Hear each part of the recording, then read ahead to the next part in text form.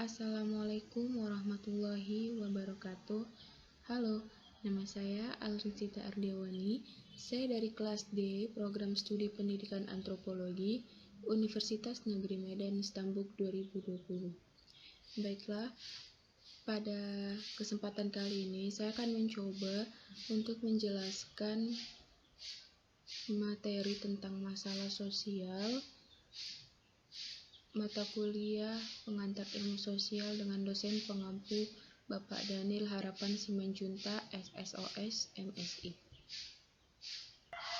Nah, baik, di sini ada peta konsep tentang masalah sosial yang terdiri dari definisi menurut para ahli dan faktor-faktor penyebabnya. Yang pertama, ada definisi dari Sujono Sukanto, ada dari Bulmer, Martin S. Weber, dan faktor penyebabnya yaitu yang pertama ada faktor ekonomi, yang kedua faktor budaya, yang ketiga ada faktor biologis, dan yang keempat ada faktor psikologis. Nah, di sini faktor biologis dibagi lagi menjadi 4. Yang pertama ada faktor keharusan makan, yang kedua ada faktor kependudukan, yang ketiga ada faktor untuk mempertahankan diri, dan yang keempat ada faktor kebutuhan akan lawan jenis. Saya akan menjelaskannya satu persatu. Yang pertama yaitu definisi masalah sosial menurut para ahli. Yang pertama ada Sujono Sukanto. Ahli sosiologi ini memberikan arti masalah sosial sebagai ketidaksesuaian kehidupan dalam masyarakat karena pengaruh kebudayaan atau rutinitas yang terganggu. Akibatnya masalah sosial dianggap sebagai keadaan yang menakutkan. Yang kedua ada dari Bulmer. Menurut Bulmer, yaitu pengertian masalah sosial adalah situasi dan kondisi yang tidak diinginkan oleh masyarakat karena adanya paradigma kesalahan sosial atau gejala sosial yang dianggap tidak wajar.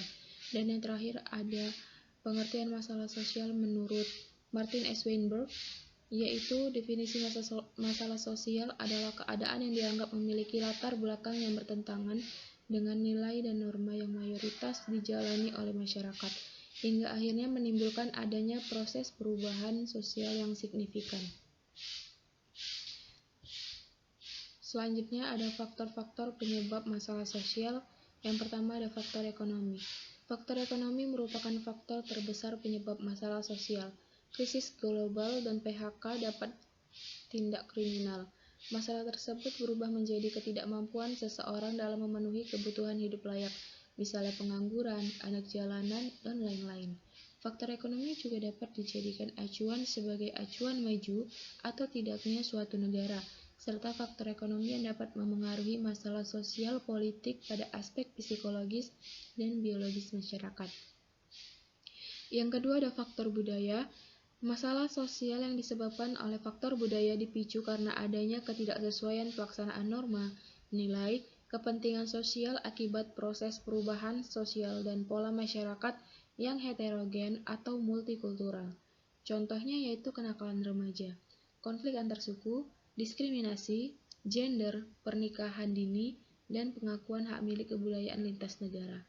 Kebudayaan yang semakin berkembang pada masyarakat akan berperan yang dapat meningkatkan penyebabnya masalah sosial.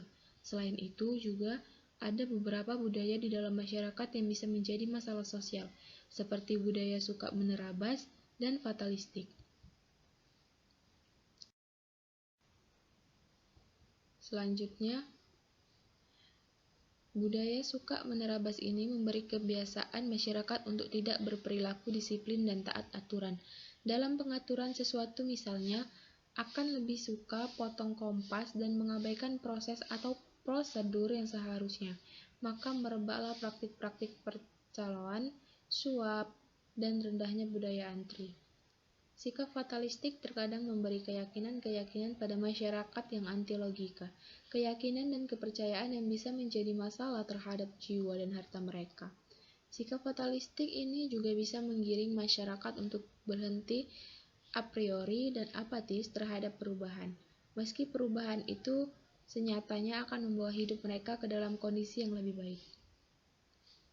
Yang ketiga ada faktor biologis. Masalah ini dapat timbul akibat adanya ketidaksesuaian kondisi lingkungan yang menyebabkan ketidakstabilan kondisi biologis masyarakat, seperti adanya wabah penyakit, virus penyakit baru, dan makanan berbahaya. Penyakit dapat menimbulkan masalah sosial jika penyakit tersebut sudah menyebar di suatu wilayah. Kurang gizi juga masalah sosial yang disebabkan oleh faktor ini.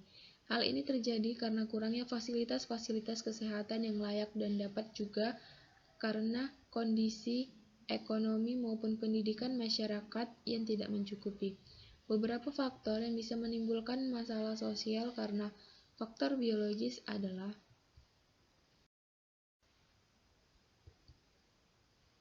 yang pertama ada faktor keharusan makan. Dalam kehidupan sehari-hari, bahwa keharusan untuk makan ternyata besar sekali pengaruhnya terhadap timbulnya masalah sosial. Orang yang lapar bisa lepas kendali untuk melakukan perilaku menyimpang. Yang kedua ada faktor kependudukan. Faktor kependudukan bertambahnya jumlah manusia di lapangan kehidupan tetap.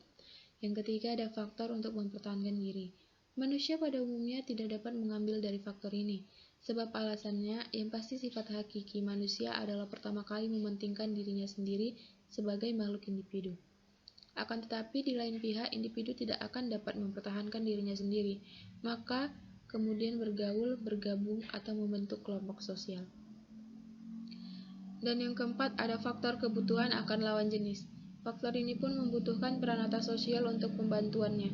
Jika tidak, akan memunculkan permasalahan sosial yang serius. Dan yang keempat, ada faktor psikologi.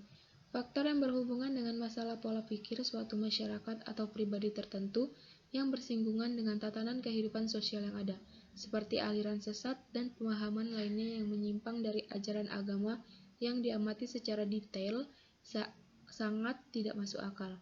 Masalah sosial yang satu ini tidak mudah menanganinya karena masalah kepercayaan, sehingga butuh penanganan secara berkesinambungan dengan pendekatan-pendekatan yang bijak.